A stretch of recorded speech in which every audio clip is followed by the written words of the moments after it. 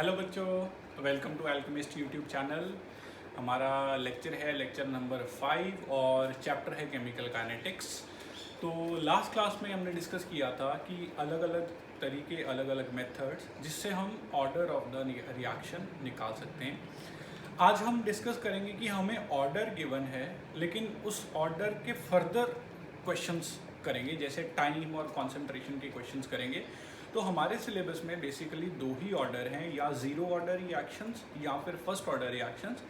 लेकिन स्टिल मैं आपको आइडिया बता दूंगा कि अगर फर्स्ट ऑर्डर के बिना सेकंड या थर्ड ऑर्डर का कोई भी क्वेश्चन आएगा तो आपको उसे कैसे हैंडल करना है। तो आज का लेक्चर हमारा टोटली ओरिएंटेड रहेगा ज़ीरो ऑर्डर पे। तो आप अपनी बुक पे, अपनी नोटबुक पे हेडिंग लिख लीजिए लेक्चर नंबर 5, और हमारा आज का main heading zero order kinetics.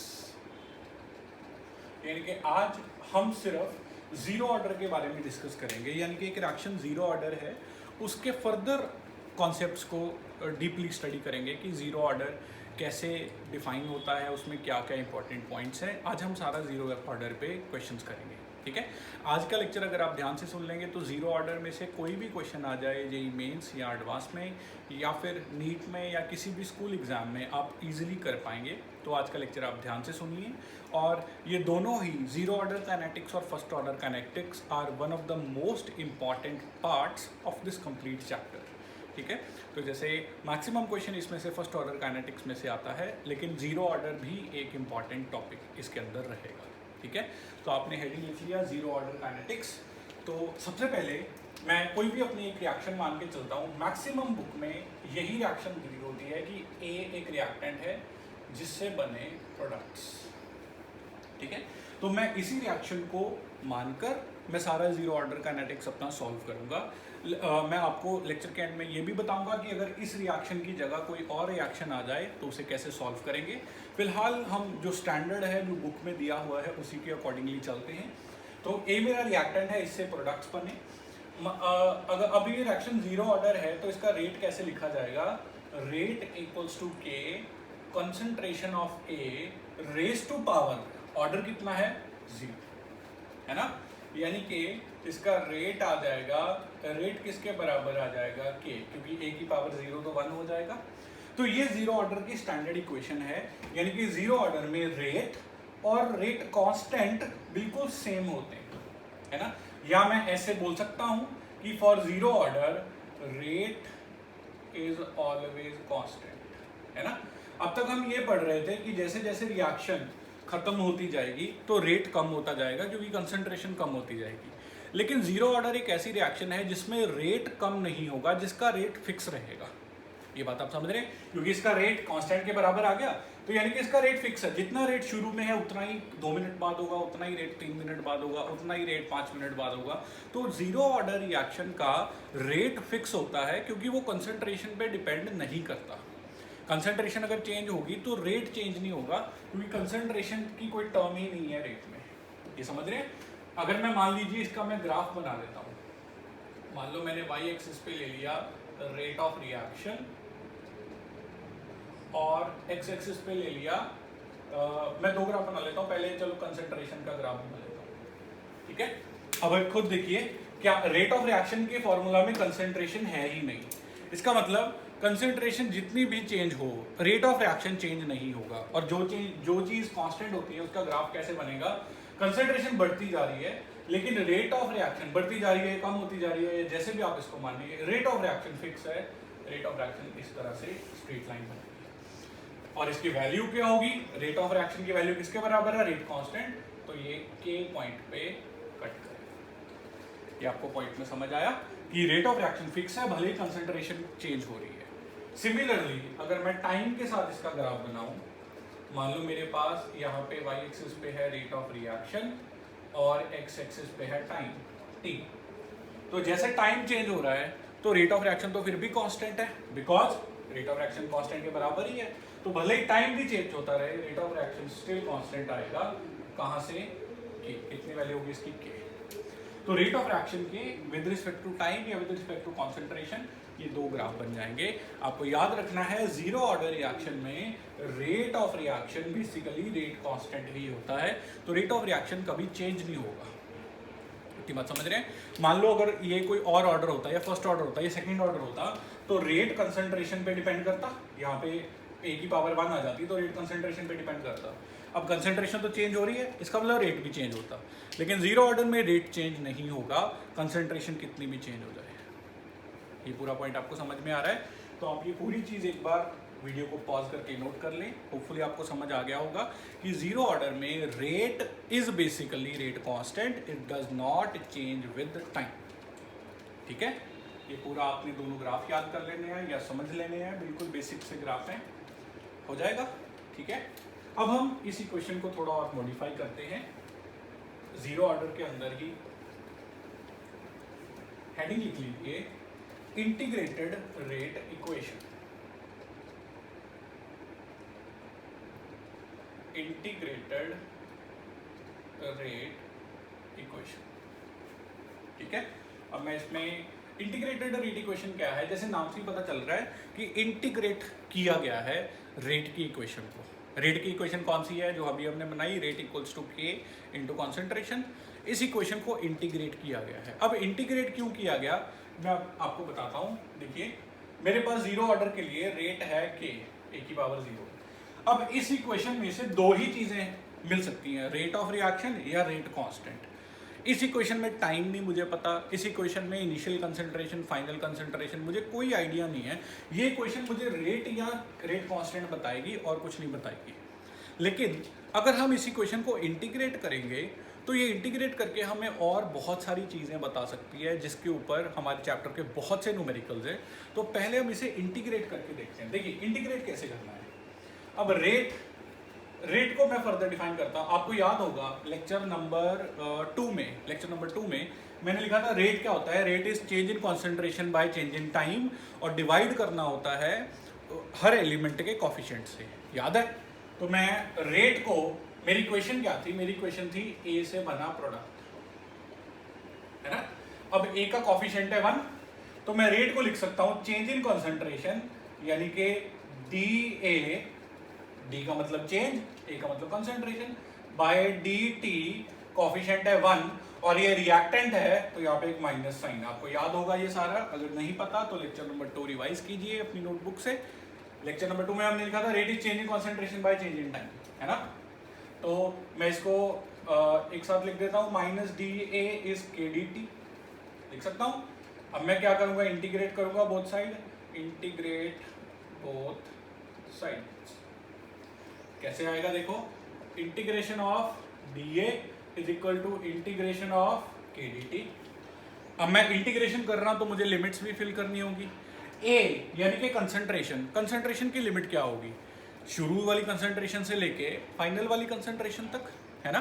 तो मैं यहाँ पे कुछ चीजें ज्यूम कर रहा हूँ कि मैं मान रहा हूँ ए नॉट है इनिशियल कंसंट्रेशन और कैपिटल ए है कंसंट्रेशन एट टाइम टी।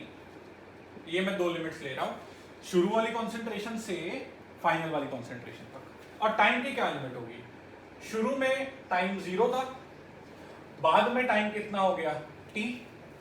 ठीक है, तो मैं दो लिमिट ले रहा हूं। देखिए a नॉट से लेके a तक कंसंट्रेशन और 0 से ले तक t तक टाइम।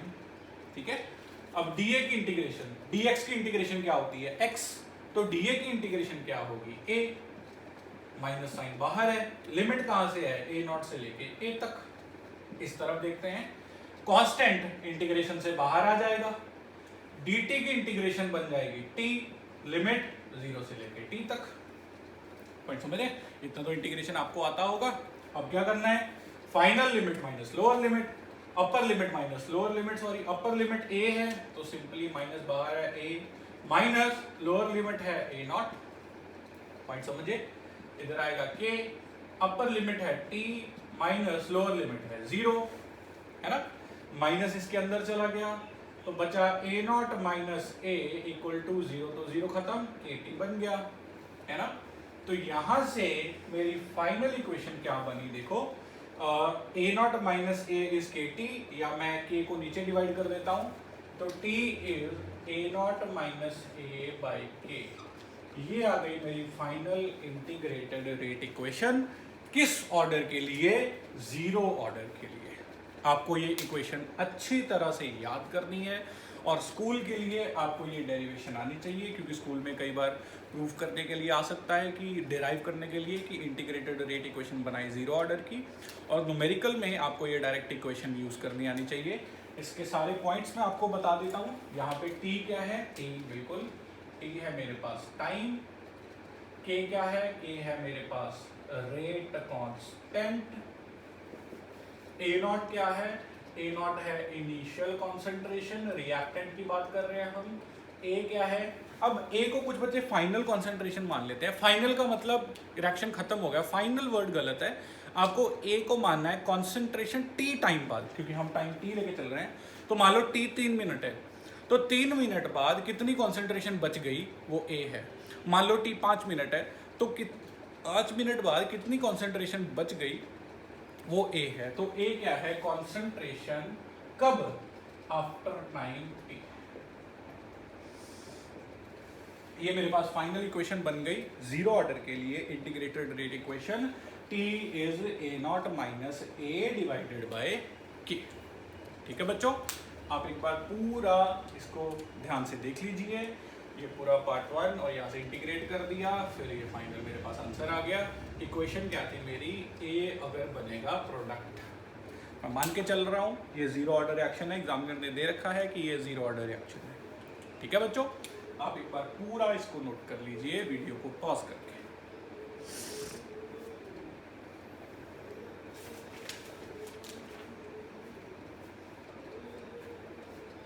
नोट कर लिया? मैं इसको इरेज कर रहा हूँ बच्चों।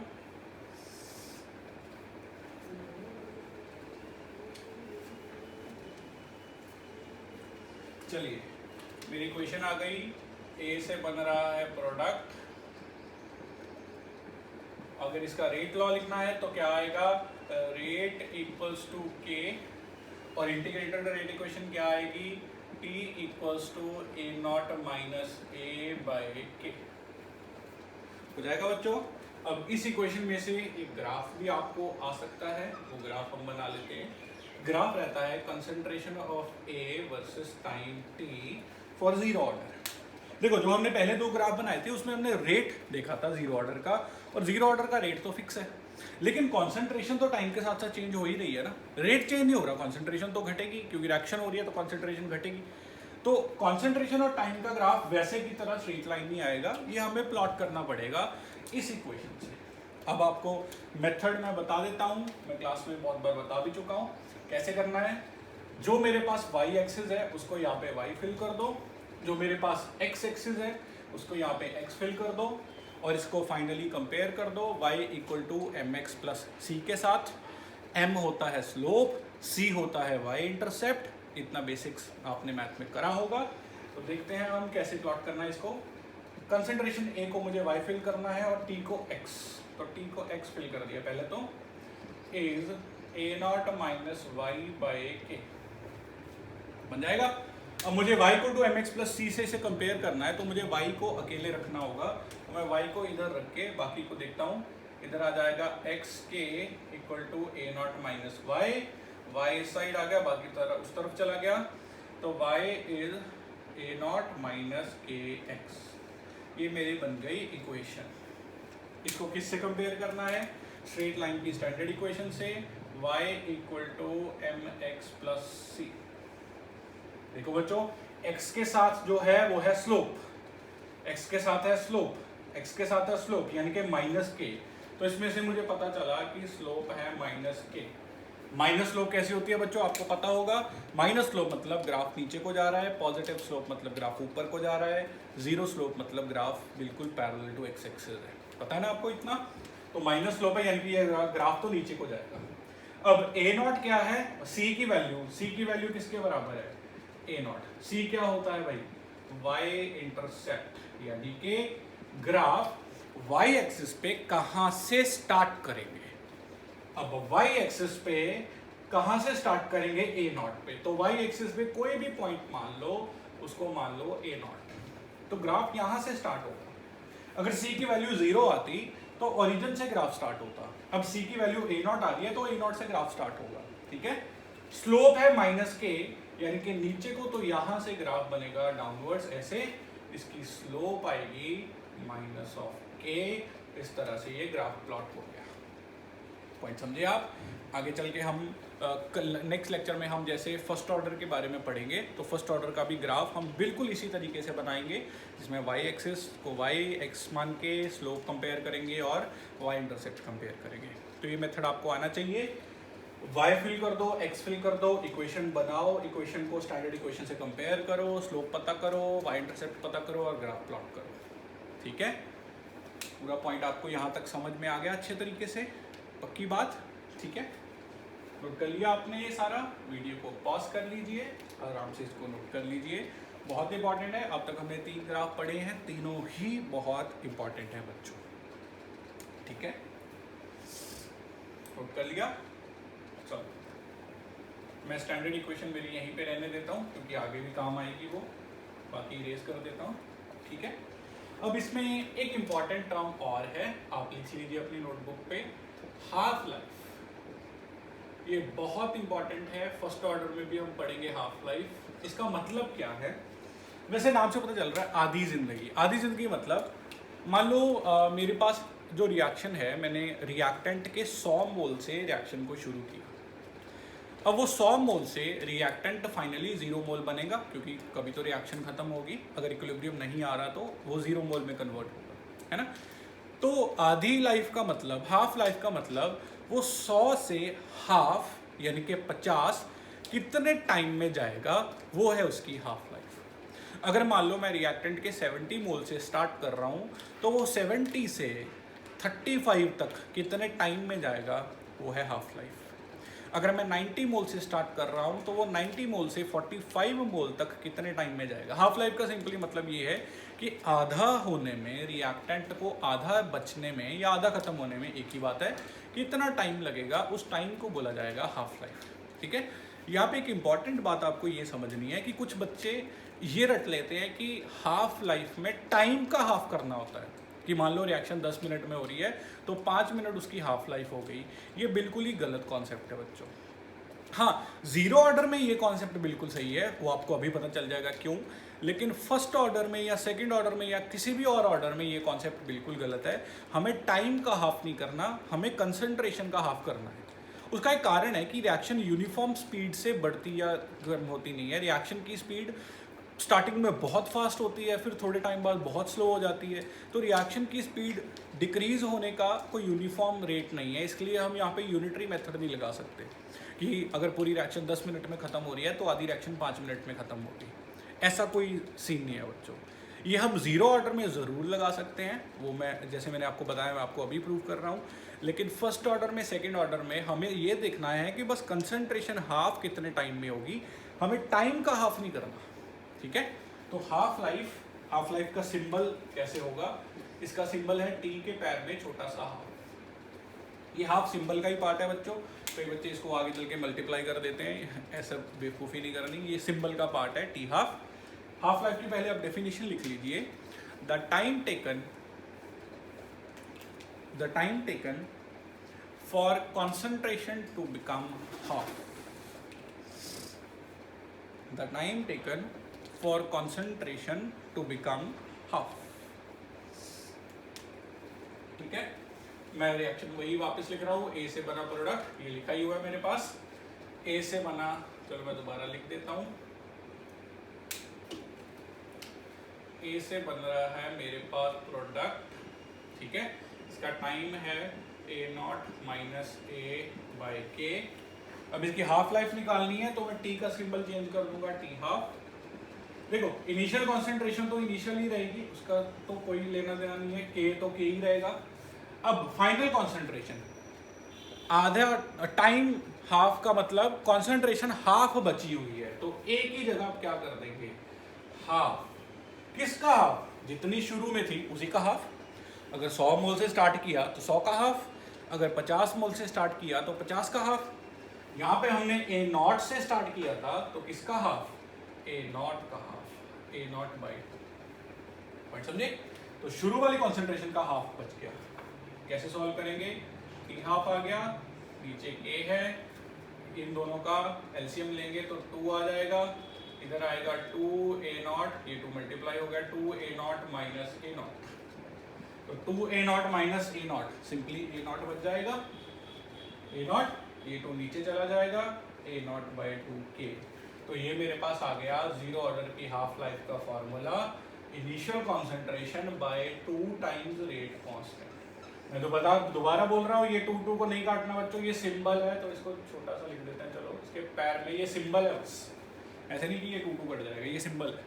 तो टी हाफ जीरो ऑर्डर के लिए क्या आएगा, शुरू वाली कॉन्सेंट्रेशन उठाओ बाय 2 टाइम्स रेट कांस्टेंट कर दो, आपको पता चल जाएगा कि रिएक्शन हाफ कब बचेगी। पूरा लॉजिक आपको समझ आया बच्चों? ठीक है, आप इसको नोट कर लीजिए, ये भी फॉर्मूला आपको एज इट इज याद करना है, बहुत ही इंपॉर्टेंट फॉर्मूला है बच्चों। ठीक है, यहाँ पे एक और पॉइंट भी लिख देता हूँ, देखिए जीरो ऑर्डर के लिए हाफ लाइफ इनिशियल कॉन्सेंट्रेशन के डायरेक्टली प्रोपोर्शनल है ना, half life is proportional to initial concentration. ये अभी आपको लाइन समझ नहीं आएगी, लेकिन अब जब हम इसके न्यूमेरिकल्स करेंगे तो आपको पता चलेगा, जब हम फर्स्ट ऑर्डर करेंगे उसके बाद, कि ये लाइन बहुत इंपॉर्टेंट है। जीरो ऑर्डर के लिए हाफ लाइफ इनिशियल कॉन्सेंट्रेशन के डायरेक्टली प्रोपोर्शनल आती है। जब हम फर्स्ट ऑर्डर करेंगे तो हम देखेंगे फर्स्ट ऑर्डर की हाफ लाइफ इनिशियल कॉन्सेंट्रेशन पे डिपेंड नहीं करेगी। ठीक है, तो ये लाइन बहुत इंपॉर्टेंट है, मैं यहाँ पे लिख भी देता हूँ कि for zero order half life is directly proportional to initial concentration of reactant। ठीक है, लगे हाथ इसका ग्राफ भी बना लेते हैं बच्चों, आप ग्राफ भी देख लीजिए। ग्राफ आ गया, मान लीजिए हाफ लाइफ और a0 का बना लेते हैं। चलो, y एक्सिस पे है टी हाफ, x एक्सिस पे है इनिशियल कॉन्सेंट्रेशन, दोबारा वही method, y axis x axis, तो क्या बना y equal to x by 2k, ये तो ऑलरेडी सुलझा हुआ है। तो y equal to mx plus c से इसको कंपेयर कर देते हैं। देखो इसमें x वाली टर्म तो है लेकिन और चीज नहीं है, यानी कि c की वैल्यू कितनी आ रही है, 0, c है ही नहीं इसमें। x के साथ क्या मल्टीप्लाई हो रहा है, हाफ के, है ना, 1/2 के x के साथ मल्टीप्लाई हो रहा है, तो वो हो गया स्लोप। तो स्लोप कितनी आ गई, स्लोप आ गई 1/2 के। अब c 0 है मतलब ओरिजिन से स्टार्ट होगा, स्लोप पॉजिटिव है मतलब ऊपर को जाएगा, कितनी वैल्यू आएगी स्लोप की, 1/2 के। पॉइंट समझे कि नहीं? देखो y इक्वल टू x वाली टर्म है, c वाली कोई टर्म नहीं है, यानी कि c है 0, c 0 मतलब ओरिजिन से स्टार्ट होगा, मैंने आपको पहले भी बोला था। और x के साथ क्या मल्टीप्लाई हो रहा है, हाफ के, तो हाफ की आ गया स्लोप, पॉजिटिव स्लोप आ गई, टी हाफ और a0 का ग्राफ बन गया। किसके लिए बना, सिर्फ जीरो ऑर्डर के लिए। ये अभी आज हम जो भी कर रहे हैं, जितने भी ग्राफ बना रहे हैं, जितने भी इक्वेशन कर रहे हैं, वो सब कुछ ओनली फॉर जीरो ऑर्डर है, आपको ये बात याद रखनी है। पॉइंट समझे कि नहीं? पूरा आप नोट कर लीजिए एक बार हाफ लाइफ का फॉर्मूला।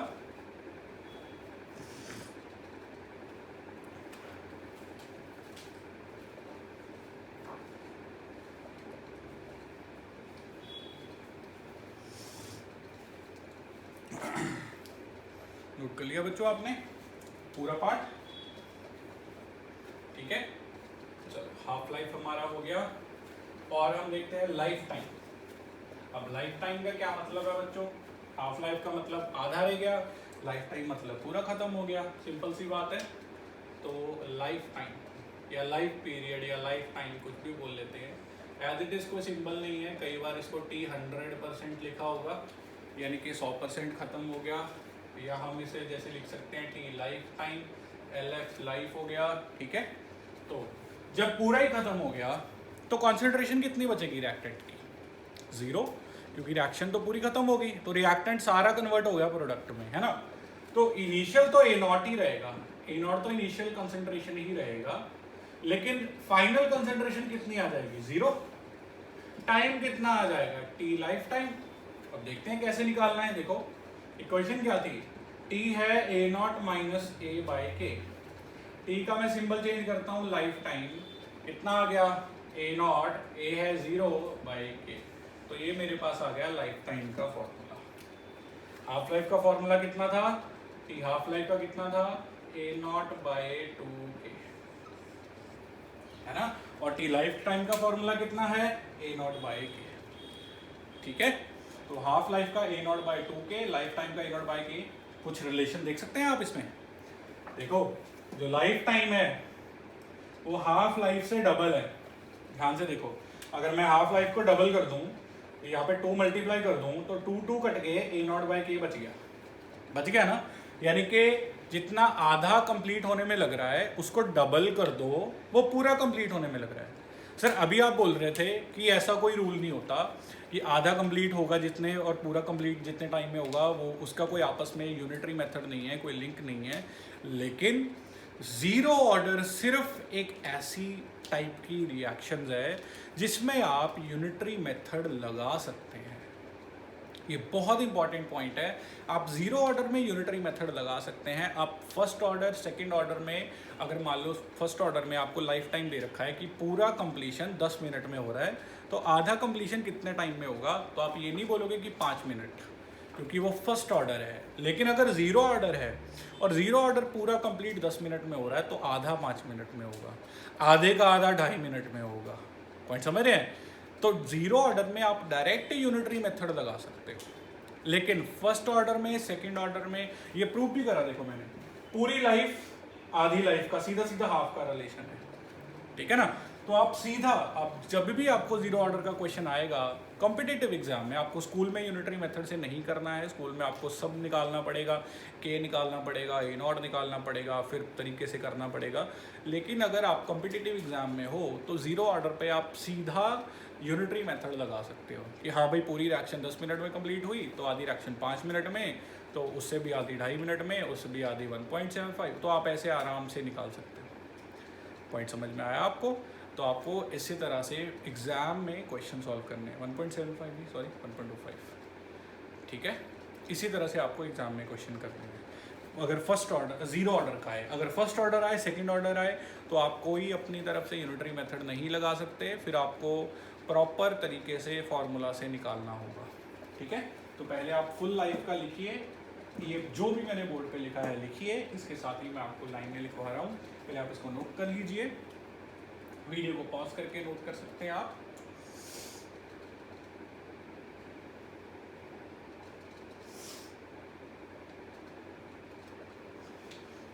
नोट कर लिया बच्चों? अब आप एक लाइन लिख लीजिए, for zero order reactions, note लिख लीजिए आप ऐसे नोट करके, क्योंकि ऐसा कुछ बुक्स में नहीं दिया हुआ, लेकिन ये आप ऑब्जर्वेशन से देख सकते हैं, ये चीज नोट लिख लीजिए। For zero order reactions unitary method can be used. Unitary method can be used. मैं एक क्वेश्चन से इसको हेल्प सॉल्व करवाता हूँ। आप एक क्वेश्चन लिखिए, क्वेश्चन है a reaction takes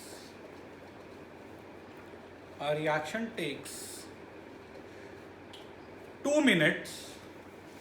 A reaction takes 2 minutes for 10% completion.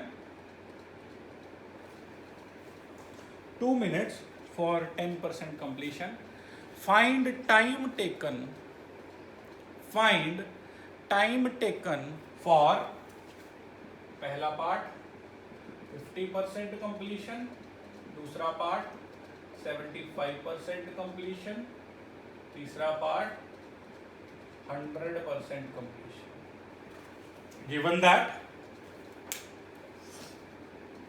that reaction is of zero order,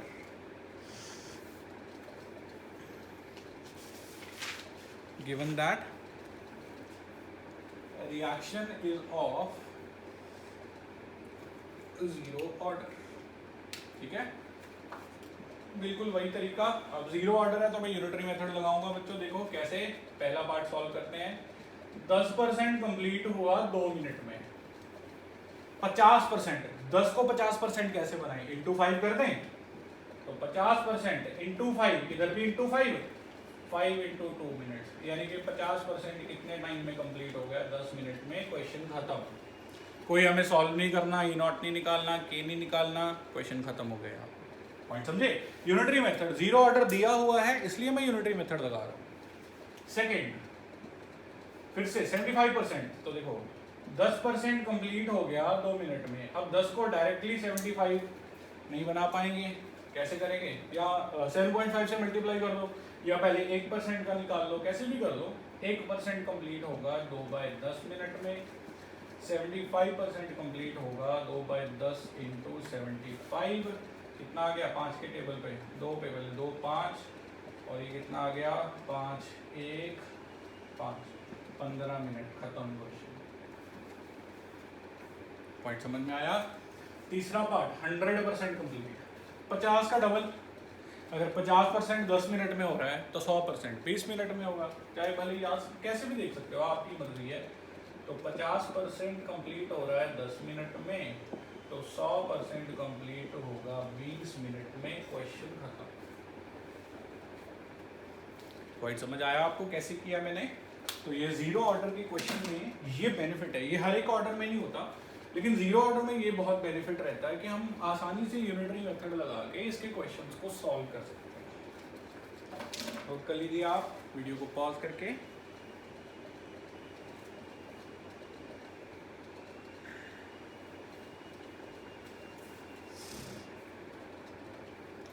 note कर लिया आपने? ठीक है, चलो इरेज कर देता हूँ वैसे। अब हम देखते हैं कि चलो जीरो ऑर्डर इससे बाहर नहीं आएगा आपको, लेकिन अगर मान लो एग्जामिनर आपकी स्टैंडर्ड इक्वेशन ही चेंज कर दे। मान लो एग्जामिनर, हम इक्वेशन ले रहे थे ए से बना प्रोडक्ट, एग्जामिनर ने ए का कोफिशिएंट चेंज कर दिया। एग्जामिनर ने बोला कि यहाँ पे 2 है 3 है या 4 है, कुछ भी हो सकता है, मैं एक्स से मान लेता हूँ कि एक्स से बना प्रोडक्ट। अब इसकी इक्वेशन कैसे बनेगी?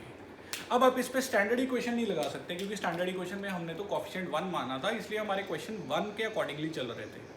लेकिन यहाँ पे कोफिशिएंट आ गया x, तो हम इसको x को स्टैंडर्ड इक्वेशन में सॉल्व कर लेते हैं, बाकी आप जो भी कोफिशिएंट आएगा वो फिल कर देंगे। मैं एग्जांपल देता हूँ, देखिए पहले रेट तो इसका ऐसे ही चलेगा, रेट बराबर k e⁻0। रेट को कैसे डिफाइन किया जाएगा? -dA/dt equal to k। अब कोफिशिएंट को आपको याद होगा शुरू वाले लेक्चर्स में, कोफिशिएंट को यहाँ पे डिवाइड कर देते हैं, तो -dA kx dt के बराबर आ जाएगा। इंटीग्रेट कर देंगे दोनों साइड, k और x दोनों कांस्टेंट इंटीग्रेशन से बाहर आ जाएंगे, वही लिमिट रहेगी a0 से a, 0 से t, फिर माइनस अंदर, सारा कुछ सेम आएगा, a0 minus a is kxt। जब हमने कोफिशिएंट को 1 माना था तो इक्वेशन आई थी a0 minus a is kt। अब कोफिशिएंट को x माना है तो बस kxt आ गया, इतना सा आपको करना है। बस आपको a0 माइनस a एक साइड एज इट इज रहने देना है, kt के साथ कोफिशिएंट मल्टीप्लाई करते जाना है, आपका क्वेश्चन होता जाएगा। पॉइंट समझ में आया? अभी मत नोट कीजिए, मैं एक एग्जांपल देता हूँ। एग्जांपल मान लीजिए एग्जामिनर ने ऐसे दे दी कि 3a से बना है प्रोडक्ट, खत्म। कैसे आएगा? a0 minus a is kt into coefficient, कितना हो गया? 3, बन गई इसकी स्टैंडर्ड इक्वेशन। लॉजिक समझे? अगर मान लीजिए क्वेश्चन है, हाँ लेकिन ये जीरो ऑर्डर, मैं बार बार बोल रहा हूँ, ये सारा कुछ जीरो ऑर्डर के लिए आज हम कर रहे हैं। जीरो ऑर्डर है तो ऐसे कर सकते हैं। फर्स्ट मान लो इक्वेशन आती है मेरे पास, 5/2a गिव्स प्रोडक्ट्स। कैसे बनती equation? a0 minus a is kt into coefficient, coefficient कितना है? 5/2, ये बन गई मेरे पास इक्वेशन। अब इक्वेशन बन गई तो इसी तरह से ग्राफ बन जाएगा, इसी तरह से सब कुछ बन जाएगा। इसकी हाफ लाइफ पूछ ली तो बस a को a0/2 फिल कर दो, इसकी हाफ लाइफ पूछ ली तो a को a0/2 फिल कर दो, बाकी क्वेश्चन आपको बिल्कुल as it is zero order की तरह चलाना है। पॉइंट समझे या नहीं समझे? पूरी बात आपको समझ में आ रही है? यहाँ तक आपको अच्छे से समझ में आ गया? तो अगर कोफिशिएंट चेंज हो जाए, स्टैंडर्ड मैंने x मान लिया था, अगर x कोफिशिएंट आ जाए तो a0 minus a as it is रहेगा, kt के साथ बस वो x कोफिशिएंट मल्टीप्लाई हो जाएगा। पूरा पॉइंट आपको समझ में आया? या पूरा नोट कर लीजिए, ये थोड़ा सा एक एक्स्ट्रा टॉपिक है जो आपको एग्जाम में आ सकता है। नोट कर लीजिए वीडियो को पॉज करके।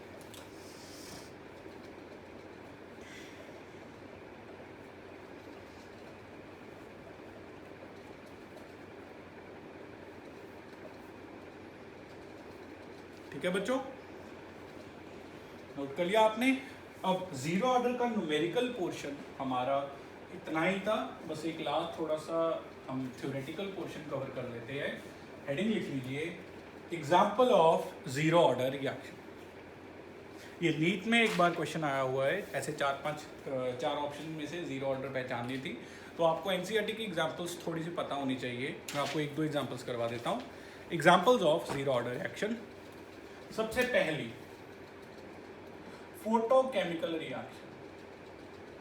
नाम से पता चल रहा है बच्चों, फोटो मतलब के लाइट, तो जो लाइट की प्रेजेंस में रिएक्शन हो रही है वो ज़्यादातर जीरो ऑर्डर होती है। हम ऑर्गेनिक में पढ़ते हैं, मान लो मैं एक रिएक्शन लिख रहा हूँ, देखिए कि जैसे H2 और Cl2 मिलके लाइट की प्रेजेंस में HCl बन रहा है, 2 मॉलिक्यूल्स, है ना।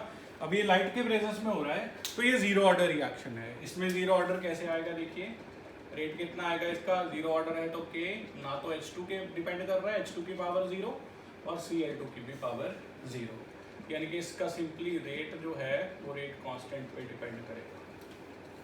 ठीक है, इसकी स्पीड लाइट की इंटेंसिटी पे जरूर डिपेंड करती है कि आपने लाइट की इंटेंसिटी कितनी रखी है, उतनी एनर्जी जल्दी आती है रिएक्टेंट के पास, उतनी रिएक्शन फास्ट होती है।